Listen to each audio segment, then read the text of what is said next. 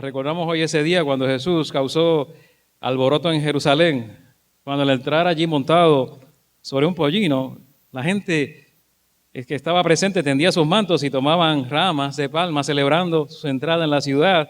Y recordamos también que ese día había algo más allí, que había allí autoridades religiosas que no estaban de nada de acuerdo con lo que ocurría. ¿Y cómo reprendieron a Jesús?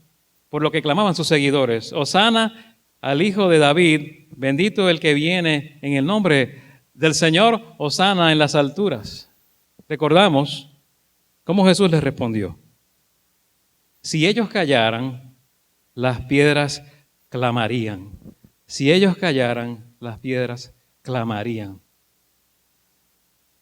No había nada que pudiera detener la ovación de la gente, porque se trataba de Reyes, Señor de señores, entrando a Jerusalén. Se trataba del cumplimiento de una profecía. Y recordemos cómo Jesús les respondió. Siempre, para esa respuesta, para nosotros, conlleva un mensaje. Si nosotros también callamos y no recordamos esto y no lo proclamamos, las piedras clamarían. Es un evento que ha llegado a ser uno designado como la entrada triunfal de Jesús, que marca ese inicio de la última semana de Jesús. Pero me gustaría explorar, ¿cuál es la entrada triunfal de Jesús en nuestras vidas? ¿Cuál es la entrada triunfal de Jesús en mi corazón y en mi vida? ¿Qué significa para nosotros hoy? Lo que recordamos en este día es que Jesús es el único heredero del trono de David, que nadie más puede ocupar su lugar, que solo eres merecedor de nuestra adoración, que Él es el Señor. Pero en el relato de la entrada triunfal, lo que podemos apreciar son las diferentes actitudes, tal vez, de la llegada del Rey. Y quizás nos lleve a nosotros a decidir cuál va a ser nuestra actitud cuando reconocemos que Él es Rey y cuando nos damos cuenta que Él es Señor y soberano del universo y nosotros no. Quizás hay alguna actitud que nosotros necesitamos revisar, revisitar, que necesitamos cambiar. Quizás hay una actitud en nosotros, en nuestra espiritualidad, algo que necesita mejorar. Quizás hay algo en tu familia que necesita mejorar. Quizás hay algo en tu relación matrimonial que necesita mejorar, en tus relaciones, todas las que tienes. Quizás ha habido heridas. Entonces, la actitud nuestra tiene mucho que ver. Y la actitud de la gente que estaba allí recibiendo a Jesús nos habla mucho de nuestro corazón, del corazón del ser humano. Y cómo somos nosotros también hoy día. Charles Swindoll, algunos le llaman Chuck Swindoll, escritor famoso, bastante conocido, escribió: entre más vivo, más me doy cuenta del impacto de las actitudes en la vida. Las actitudes son más importantes que los hechos en sí, que el pasado, que la educación, que el dinero, que las circunstancias, que los fracasos, que los éxitos, que lo que otras personas piensen, que lo que otras personas hagan, que las apariencias, que los talentos. Las actitudes pueden destruir una familia y una iglesia, dice Charles Swindoll. Entonces no podemos cambiar quizá el pasado, no podemos cambiar lo inevitable. Lo que podemos cambiar y escoger es la mejor actitud ante lo que nos llega a nuestras vidas, sea lo que sea y pase lo que pase. El pueblo de Jerusalén estaba siendo testigo de la entrada del Hijo de David, el Rey de Reyes, entrando allí en su gloria en cierta manera, pero no todos tenían la actitud correcta. Entonces la vida se compone de eventos y actitudes ante esos eventos. Hay quien dice 10% de eventos y 90% de mi actitud ante ese evento. Y este domingo de Ramos es tiempo de eso, revisar la actitud en mi casa, con mis hijos, con los hermanos y hacia Dios. La actitud hacia Dios, porque se trata de Jesús que estaba entrando allí, que es el Rey, es Dios mismo encarnado. Y miremos las actitudes que provocó ese domingo de Ramos. Notemos también cuál es la nuestra ante Dios. ¿Cuál es mi actitud ante lo que Dios me trae, lo que Dios permite en mi vida, lo que trae a mi vida? A Jesucristo le quedaba menos de una semana por vivir, y Él lo sabía perfectamente. Decidió manifestar públicamente que Él era el Mesías prometido, el Rey de Gloria, que el pueblo esperaba por cientos y cientos de años. Llamó a 2 discípulos, dice la Biblia específicamente. Y si miras en Lucas, dice: vayan a la aldea que está enfrente y al llegar encontrarán un burro atado que nadie ha montado todavía. Desátenlo y tráiganlo. Y si alguien les pregunta por qué lo desatan, díganle que el Señor lo necesita, que el Señor lo necesita. La palabra Señor aquí significa el soberano. El dueño lo necesita, el que es soberano lo necesita, el que tiene toda autoridad lo necesita. Y aquí viene quizás quizás nuestra imaginación entra en juego y podemos quizá pensar qué actitudes tenía la gente ante este mandato de Jesús. ¿Qué había en el corazón de los discípulos? Quizás si hubiésemos sido nosotros uno de los 12 apóstoles allí, uno de los discípulos, tal vez nos hubiéramos sentido muy halagados de que Jesús nos diera ese mandato.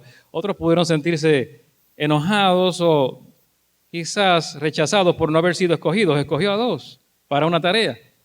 Y pudo haber sido una respuesta muy humana: ¿por qué no me escoge a mí? ¿Por qué escoge a otro? ¿Por qué no yo? Las respuestas humanas son así, las actitudes nuestras muchas veces son de esta manera. Pero de camino hacia buscar a aquel asno, aquel pollino de asno, aquel burrito, podría surgir muchas otras cosas. Quizás estarían diciendo: no tenemos dinero para ir a buscar este burrito, no tenemos dinero, ahora vamos a tener que pagar nosotros. Pudo haber sido esa la actitud negativa, quizás sin una confianza en Dios. Allí otro discípulo pudo haber dicho: yo no tengo nada para pagar por ese burrito que está pidiendo, ese pollino de asno que pide Jesús. Todas las actitudes que pudieron surgir, las objeciones, pero lo que vemos en el pasaje es que no hubo objeción. Los 2 discípulos hicieron lo que el Señor les mandó a hacer sin objeción alguna. Tuvieron una actitud correcta, de fe, obediente. Quizás lo que creo que pasó por sus mentes fue: si Él me envía, Él sabe la razón. Si el Maestro, el Señor, el Soberano me envía y su palabra siempre es fiel, yo sé que Él tiene la razón. Y estos discípulos, aunque no entendían cada detalle del plan de Jesús, decidieron confiar en las palabras de Jesús y obedecer.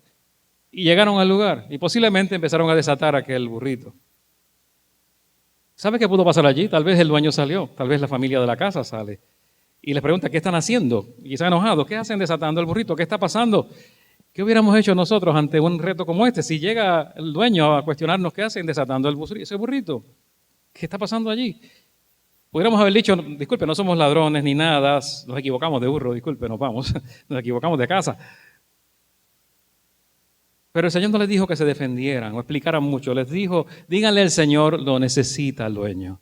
Díganle al Señor, lo necesita.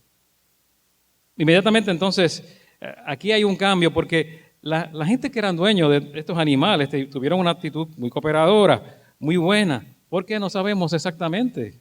No se sabe exactamente si Jesús había tratado personalmente con estas personas. No sabemos si Jesús los conocía. De eso no está claro en el pasaje, pero parece que no.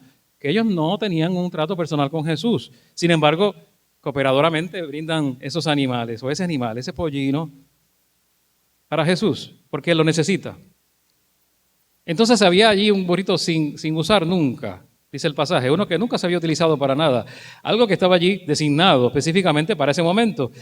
Y este dueño lo cede, consagrado en cierta manera. Mateo dice que el dueño mandó el burrito con todo y su mamá, ¿verdad? Ese burrito, ese pollino pequeño que nunca había sido montado, que posiblemente era un pollino que no estaba preparado para ser montado, que posiblemente ante la multitud y la algarabía de la multitud que había allí en la Pascua, con tanta gente, se pondría nervioso ante todo el alboroto. Entonces el dueño lo envía con su madre para que ese pollino estuviese tranquilo. Fíjense todas las cosas que hay detalles que nos pueden pasar desapercibidos, pero no había sido montado nunca ese asno. Y sin embargo, cumple su misión en ese sentido al llegar donde está Jesús y dejarse montar, algo que no era común en un pollino así, que nunca había sido montado anteriormente. Este burrito simboliza muchas cosas y la gente quizás lo ignora el pasaje y eso se ve como algo trivial o para niños. Simboliza las cosas comunes que son consagradas al Señor, las cosas comunes en tu vida y en mi vida que son consagradas a Dios, sin otro uso particular, solo para el Señor, exclusivo para el Señor, y que puede ser de bendición en el reino. Dios puede tomar algo en tu vida que es muy común y usarlo para su gloria. Dios puede tomar algo en nosotros que el mundo desprecia y usarlo para su gloria. Dios puede tomar algo que parece simple y que no tiene mucho valor y usarlo para su gloria. Dios puede usar, y pienso cuando miro este pasaje, muchas cosas en nosotros, los talentos que tienes, los dones. Pienso inmediatamente en la capacidad para cantar, en la música. Cómo Dios toma eso y si lo usas para la gloria de Dios, puede bendecir, puede llevar un mensaje de salvación, puede llevar esperanza.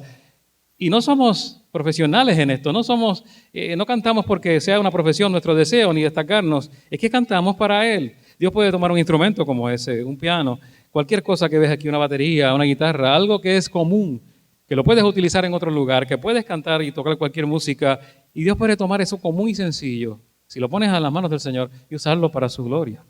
Entonces, si Dios toma lo común en nosotros, y si se lo entregas al Señor, lo consagras para Él, tiene un nuevo significado, cobra un nuevo significado, un nuevo propósito más elevado, una relevancia, es algo consagrado para el reino de Dios. Quizás el mayor problema para nosotros sería cuando no queremos darle a Jesús lo que nos pide.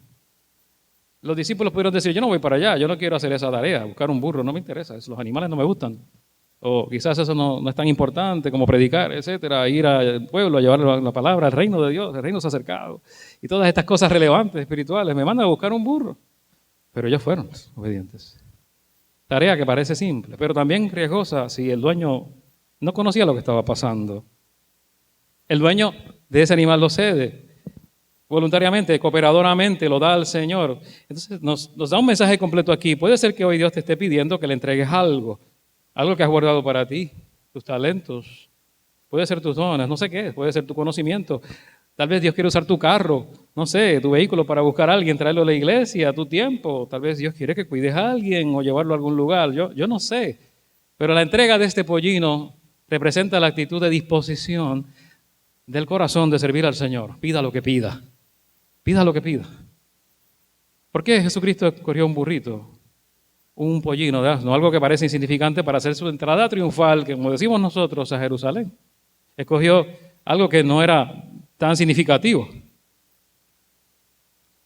Entonces hay un contraste aquí. Entró como alguien que no como entraban los grandes reyes para hacer la guerra en un caballo maravilloso, un corcel, nada de esto, sino venía humildemente, porque no entraba para hacer guerra, sino para hacer paz, para traer la paz. No era alguien prepotente que entraba a matar, no, sino que iba a ser sacrificado esa semana, iba a morir en esa misma semana. Y para que se cumpliera lo que dijo la profecía, lo que decía el profeta Zacarías 600 años antes de anticipación a esto, alégrate mucho, hija de Sión, da voces de júbilo, hija de Jerusalén. He aquí tu rey vendrá a ti justo y salvador, humilde y cabalgando sobre un asno, sobre un pollino, hijo de asna.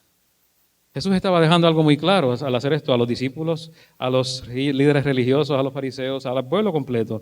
Estoy entrando como ese cumplimiento de que llega el hijo de David, el rey, el heredero al trono genuino, el heredero legítimo a entrar aquí a Jerusalén. Ese era el mensaje. Es el heredero, el único que podía hacerlo. El texto de Zacarías menciona un animal, no dos. Pero si miras Mateo, y vemos en los evangelios, él se montó sobre un pollino. Claro que sí. Pero estaba allí también la madre de ese pollino, ¿verdad? Que lo envió el dueño de ese animal. Porque era tan joven que nunca antes había sido montado, como mencioné. Entonces era un animal indomado y que se mantuvo tranquilo bajo el Señor, bajo el Mesías. ¿Sabe por qué? Lo que dicen los comentaristas, gente como D.A. Carson dice, aquel que controla la naturaleza estaba sobre aquel pollino. Lo ordinario y común hubiese sido que se resistiera a ser montado porque era nuevo. Entonces, por prudencia solamente, el dueño envió para tranquilizarlo, ¿a quién? A la madre del pollino. Por prudencia. Todo ese detalle estaba allí. Todo eso era el cuidado de este dueño hacia el Señor que lo necesita y que lo necesitaba en ese momento. Ahora, esto de lo que hizo Jesús, en vez de llegar como un conquistador, entonces llega como un príncipe de paz. Como príncipe de paz. Los asnos eran bestias antiguas y todavía se utilizan hoy día para carga, pero antes las personas solían montarlos. En la antigüedad, lo vemos en Jueces y en otros libros en el Antiguo Testamento. Pero después del tiempo de Salomón, los judíos obtuvieron caballos, una raza de caballos. Entonces, solamente la gente pobre montaba sobre asnos, los más pobres, los humildes, los cuales estaban reservados para las cargas, no para la gente. Y los que tenían ojos allí para ver lo que estaba pasando, veían a Jesús, que no solo estaba proclamando su lugar como el Mesías, el cumplimiento de la Escritura, sino que mostraba el tipo de enfoque de su reino, de paz y amor que estaba teniendo y entrando a la ciudad. Entraba como lo hacían los más humildes, los más pobres, montados sobre un asno. Animal de carga. Esta entrada a Jerusalén la llamamos triunfo de Cristo, triunfal. Era triunfal, pero ¿en qué sentido era triunfal? Era triunfal en humildad sobre el orgullo. Era triunfal en mansedumbre, en pobreza frente a la opulencia. Era triunfal de mansedumbre frente a la ira y la malicia. Había delicadeza, pero había un mensaje claro de realeza en Jesús. Jesucristo sabía que la hora de poner su vida en sacrificio por nuestros pecados ya había llegado. Entró a Jerusalén de esta manera, aclamado por todo el pueblo, y él sabía que esto desencadenaría esa línea de eventos en odio y envidia de los líderes religiosos que finalmente lo llevarían a la muerte. Así que Jesucristo había estado en la ciudad de Jericó, antes de esto, donde realizó dos de sus más espectaculares milagros. Ese es el contexto de todo esto. Le dio vista a un ciego. La conversión de Zaqueo ocurrió antes, que terminó en una gran fiesta. De allí partió a Betania, donde, seguido por una multitud que creía que él era el Mesías, entonces llega y esta masa de seguidores aumenta con la resurrección de Lázaro en Betania. Luego hay una fiesta en la casa de Simón el fariseo. Así que cuando Jesucristo entró a Jerusalén montado en un pequeño asno, estos seguidores ya estaban allí por recibirlo, clamando, cortaron palmas, ¿verdad? Que significaban que un rey poderoso y victorioso entraba a tomar posesión. Y empezaron a gritar, Hosana al Hijo de David, Hosana al Hijo de David, bendito el que viene en el nombre del Señor. Y como decía Vilmares en el devocional, esto significa, sálvanos ahora, Hijo de David. Necesitamos salvación. Toma posesión de esta ciudad que perteneció a tu padre David. Siéntate en el trono como rey de Israel. Ese era el mensaje que ellos comunicaban con su actitud. Y en esos días la ciudad de Jerusalén estaba llena de gente hasta lo máximo. Habían ido de todo el país a celebrar la fiesta más grande de la nación, la Pascua judía. Y imagínense que usted estaba allí y de repente escuchan, Jesús de Nazaret está entrando en la ciudad y la gente lo está aclamando rey. Y todos se van al Monte de los Olivos, donde la multitud que procedía de Jerusalén se unió con los que venían con Jesús y a quien encontraron montado sobre ese burrito. Y empiezan a tender mantos, aplausos, y la gente gritaba estruendosamente. Esto era mucho bullicio, mucha algarabía. Había ese ambiente de festejo. Sálvanos ahora, sálvanos desde lo alto de tu gloria, bendito Rey, que viene en el nombre del Señor. Esto de los mantos se hizo para honrar a Jesús como un gran y triunfante Rey. Una persona grande y triunfante que llega a Jerusalén en temporada de Pascua. Algunos comentan que el acto de tender sus prendas, sus mantos, era un reconocimiento, era un acto de lealtad y promesa de apoyo. Todo eso estaba allí comunicándose a Jesús. Promesas de apoyo. Hosana al Hijo de David. Era una abierta adoración mesiánica de Jesús, clamando por salvación. Y es una recepción hermosa. Y era más que un desfile, mucho más que un desfile. Hoy vemos desfiles. En Puerto Rico hay pocos. En otros países hay muchos desfiles bien famosos. Algunos se televisan. Otros desfiles yo no quiero verlos. Unos que hay recientemente no quisiera ni verlos. No me agrada lo que veo. Se dan aquí. Pero en este momento era más que un desfile. Y la gente estaba diciendo, sálvanos porque tú puedes hacerlo.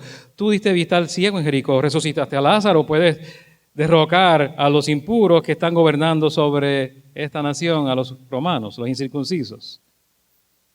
Si tú eres nuestro rey, nos vas a alimentar milagrosamente, como lo hiciste en una ocasión con los panes y los peces. Puedes sanar la enfermedad, como lo has hecho tantas veces. Puedes darnos vida, como le hiciste a Lázaro. Te queremos como rey. Ese era el reconocimiento.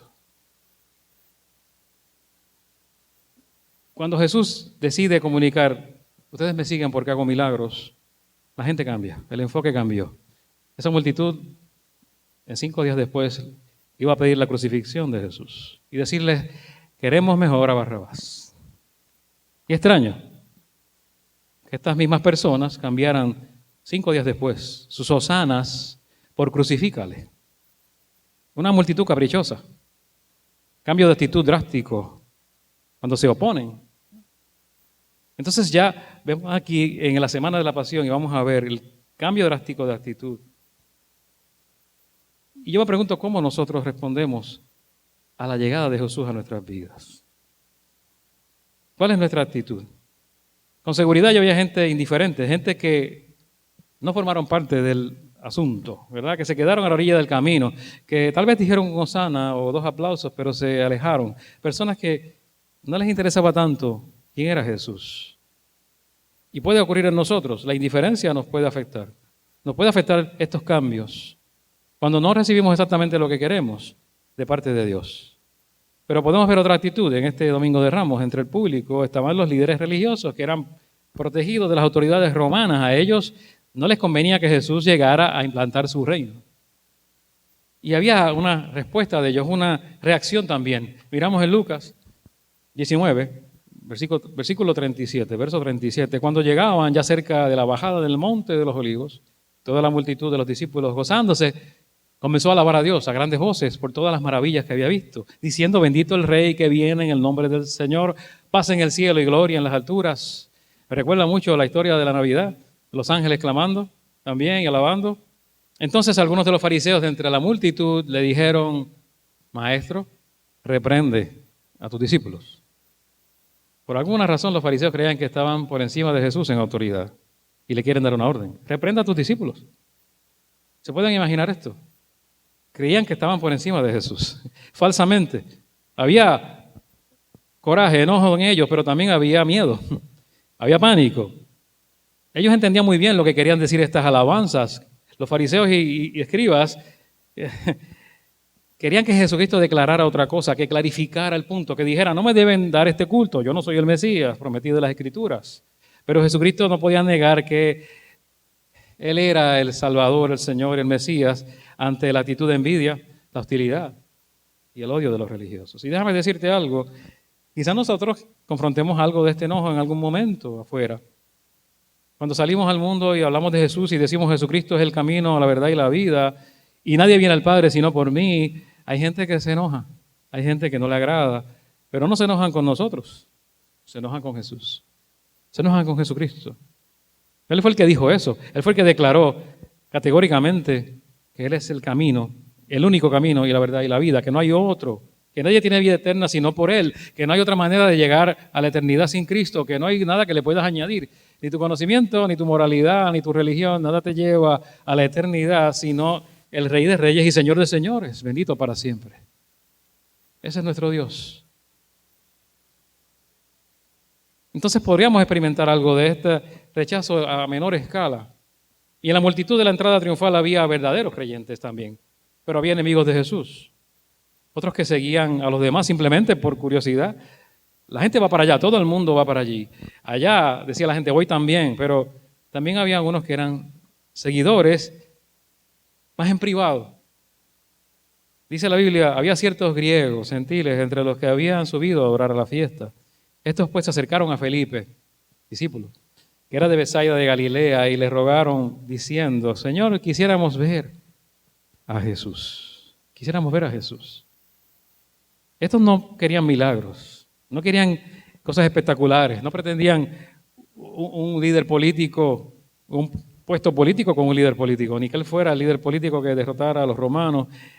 Si era que Jesús iba a tomar el trono en Jerusalén de forma política, no era lo que querían, solo querían sencilla y llanamente conocer a Jesús. Queremos ver a Jesús, conocerlo. Querían verlo, tenían la actitud correcta. No solo pensaban en lo que Jesús podría darles, querían conocerlo a Él. Y te pregunto si ese es el anhelo de tu corazón. Más que las cosas que Dios te puede dar o Jesús puede hacer por ti, que son espectaculares y buenas, que son bendiciones, que son maravillosas y pueden ser muchas, anhelas conocer mejor a Jesús hoy. O quizás conozcas personas que están en esa situación, quieren ver a Jesús. ¿Cómo puedes ayudarles a ver a Jesús? Quiero preguntarte eso. Cuando Iván estaba en la ofrenda, habló de algo de esto, muy similar. Hay personas que necesitan ver a Jesús. ¿Has pensado en esto? ¿Cómo puedes ayudarles a que lleguen a Jesús? Como están estos discípulos retados en ese momento, llévanos a Jesús. ¿Estás haciendo algo para que alguien vea a Jesús? ¿Le estás dando testimonio con tu vida? ¿Le has presentado el Evangelio de forma intencional? O lo más fácil, simplemente los has invitado a la iglesia. Los he invitado para el Viernes Santo aquí. Muéstrales a Jesús de alguna forma, porque nuestra peor actitud sería la indiferencia, nuestra falta de interés ante la necesidad de alguien de ver a Jesús. Lo segundo sería el miedo que nos paraliza a hacerlo. Pero Felipe No sabía qué hacer en ese momento. En esa situación fue a consultar con Andrés. Déjame consultar con otro, que no es malo, déjame ir allá. Y los dos fueron a comunicarle a Jesús. Vamos ambos y él les dio una respuesta. Y la respuesta es esta. Les dice, ha llegado la hora en que el Hijo del Hombre sea glorificado. Y Felipe y Andrés tal vez pensaron, entonces es verdad, va a tomar el trono de David, va a ser coronado rey de Israel. Qué bueno, que este es el mejor momento porque todo Israel te apoya. Aquí va a ser fácil que tomes el poder, un golpe de Estado sería bien fácil aquí. Pero luego Jesús les dice algo más. Lo que siguió, el próximo verso, debió dejarlos bien sorprendidos. De cierto os digo, que si el grano de trigo no cae en tierra y muere, queda solo, pero si muere, lleva mucho fruto. En otras palabras, Jesús les estaba diciendo, yo no puedo salvarlos por medio de un movimiento social. Yo no puedo salvarlos por medio de un movimiento político. No los puedo salvar por un movimiento revolucionario. No se trata de un golpe de Estado. No los puedo salvar por un movimiento religioso tampoco. Si yo fuera llevado al cielo como Enoc ahora mismo, no los podría salvar tampoco. Un milagro espectacular, no los salvaría.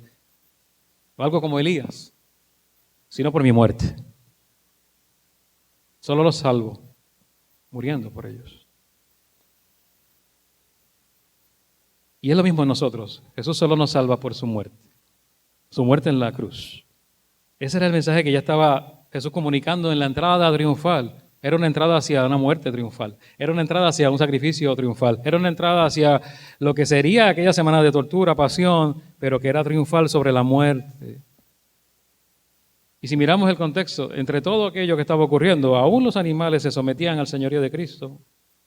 Vuelvo al pequeño pollino que aceptaba a Jesús montado sobre él sin ningún tipo de resistencia, que era lo que debería ocurrir. Y nosotros nos resistimos quizás a lo que Jesús quiere hacer en nuestras vidas. Nos resistimos a lo que Jesús quiere trabajar y transformar. Cómo nos quiere usar, pero también transformar y cambiar y bendecir para bendecir a otros. Dice la Biblia en el Salmo 24, 7 al 10, ábranse puertas eternas, ábranse, quédense abiertas de par en par y entrará el Rey de la Gloria. Y a mí me hace pensar en las puertas, sí, de la ciudad, pero también en nuestras puertas, las puertas de nuestra vida. ¿Quién es este Rey de la Gloria? Es el Señor, el fuerte y valiente, es el Señor valiente en batalla. Ábranse puertas eternas, quédense abiertas de par en par y entrará el Rey de la Gloria. ¿Quién es este Rey de la Gloria? Es el Señor Todopoderoso. Él es el Rey de la Gloria. ¿Y qué significa eso? Es igual a lo siguiente. Para nosotros, que debemos abrir también las puertas de nuestra vida, de nuestro corazón, de nuestras familias, de nuestros matrimonios, darle la bienvenida a todas las áreas de nuestra vida y no podemos decirle, aún no estoy preparado. No podemos decir, no, es que no puedo ahora, es que no tengo tiempo, no es el momento, no es que eso era para otra cosa, es que esta área de mi vida es para otro propósito, no es que no podemos hacerlo. Abrir el corazón, abrir nuestra vida para hacer lo que el apóstol Pablo pedía por la iglesia. Pido también, decía Pablo, por medio de la fe, confianza, que Cristo habita en sus corazones y que ustedes echen raíces y se cimienten en el amor. Abran sus vidas. Cuando Jesucristo entró a Jerusalén, lo que estaba en mente era la crucifixión del viernes. En su mente estaba eso, su disposición a ir, su entereza, su determinación de entrar allí, sabiendo que iba para la cruz. Eso era lo que había en su mente, pero era entregarse por otros, por los que estaban allí, por los que vendrían después, por nosotros. Me amó y se entregó a sí mismo por mí. Entonces Él merece que nos entreguemos totalmente a Él. En la entrega triunfal, lo más triunfal sería, un domingo como hoy, que Jesús entre en todas nuestras vidas, en nuestras familias, en nuestros matrimonios, en nuestras relaciones, en nuestras amistades, en nuestros planes, en nuestros sueños, en nuestros problemas, en nuestras conversaciones, en nuestros fracasos y en nuestros éxitos. Y le digamos, bendito el Rey que viene en el nombre del Señor. Hosana. Gracias, Señor. Sea lo que sea, que ocurra, Y así sería motivo de celebración. Jesús quiere morar en nuestras vidas de esa manera triunfal. En todo. Momentos buenos, momentos difíciles. Los que llamamos malos, aunque Dios quiera hacer algo con ellos, y no sean tan malos. Aunque Dios quiera hacer algo en nosotros. Y oramos. Bendito Dios, desde toda gloria y toda honra. Miramos el evento de hace 2000 años de tu entrada a Jerusalén. Nos sorprende ver las reacciones de muchos, las actitudes, pero nos sorprende también ver la disposición de entregarte lo que tenían algunos de ellos, de darte lo que tú necesitabas en ese momento y lo que te pertenecía por derecho como Señor y soberano. Te damos gracias porque vemos allí como muchos te adoraron, sí, te clamaron y te proclamaron como rey. Y quisiera que eso también ocurra en nuestras vidas, hiciéramos que ocurra en nosotros. Pero vemos también los que se opusieron a tu llegada, los que les molestó, los que se enojaron, los indiferentes, los que dudaban, los que en alguna forma u otra confundieron tu reino y tu reinado, el tipo de reinado que era, Señor. Que no nos confundamos, que vienes a reinar en todas nuestras situaciones. Cuando te aceptamos, quieres entrar en nuestro corazón y en todo lo que tenemos. Permite que así lo decidamos, Señor, y te entreguemos todo lo que te pertenece, todo lo que nos pidas, para de alguna manera u otra bendecir tu reino.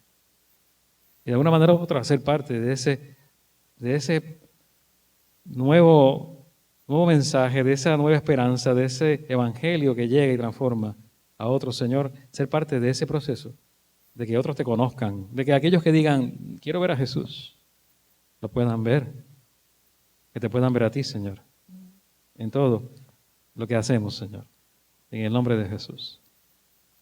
Oramos y te damos toda gloria y honra.